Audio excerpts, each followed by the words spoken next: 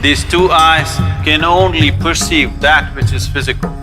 The third eye is an inward-focused eye. Your lustfulness, your desiring nature never ever stood outside, it only stood inside.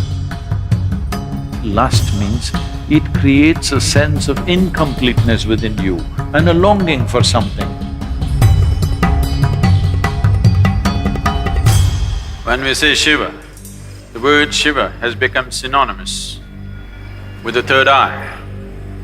The third eye, what it means is, these two eyes are to look outside.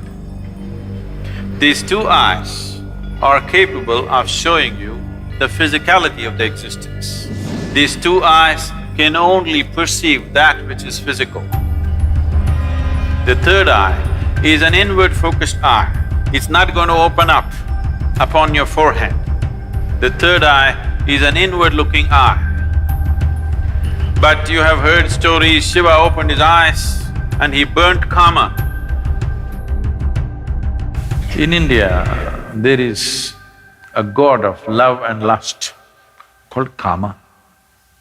Kama means lust, which you don't like to face it head-on, so you make it love.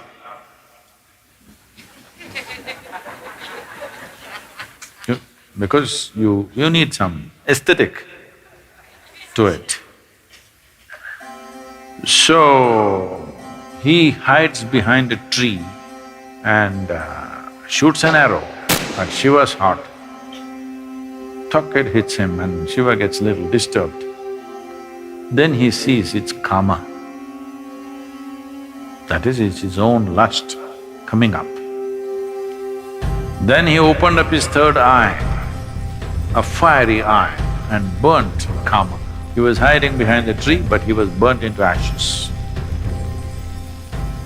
Then Shiva took the ashes of this burnt Kama and smeared himself. That I have put these things to rest for good. That is the general story told to the people. But you tell me, your lust arises within you or behind the tree? No, you may go behind the tree, that's another matter.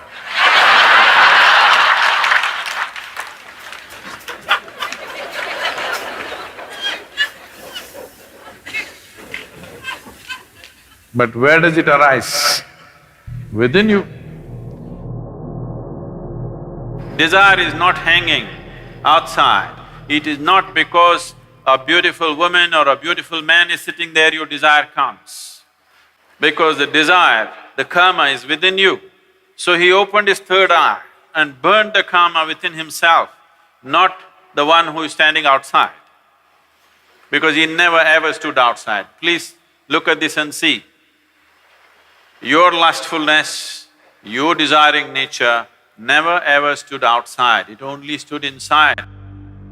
So he opened his third eye, not this way, inward. Then he saw this lustfulness, which essentially means that some aspects are built into you which makes you feel incomplete. So you think you will find completion only by going towards something or somebody. Lust is not just about opposite sex, shopping is lust. Because you have to go towards something, only then life will be complete. Every desire is lust, because without that I cannot exist. I want that, because only when I have that, this will be complete.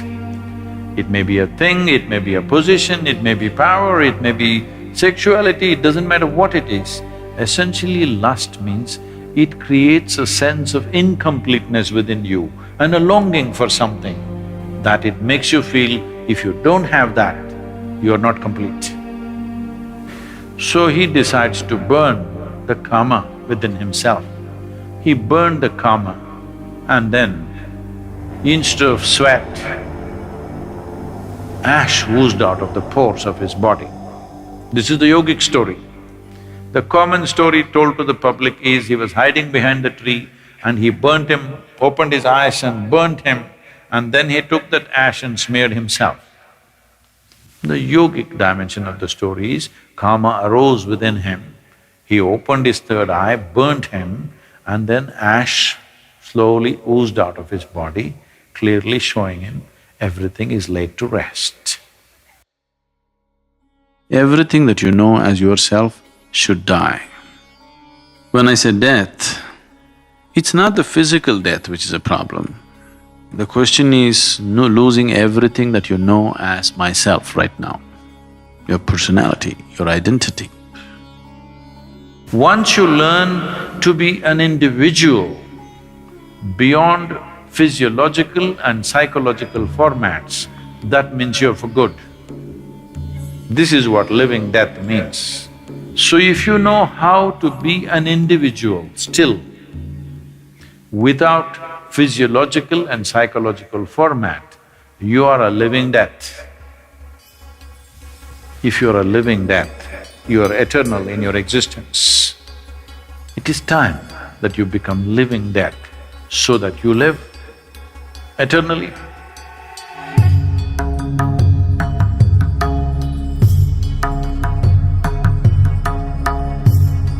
But there's a certain dimension of consciousness which can go beyond time.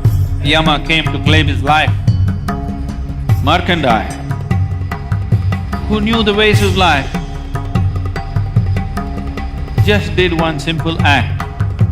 They say he continued to live as a 15-year-old because he came in touch with that dimension of consciousness which we refer to as Kala Bhairava.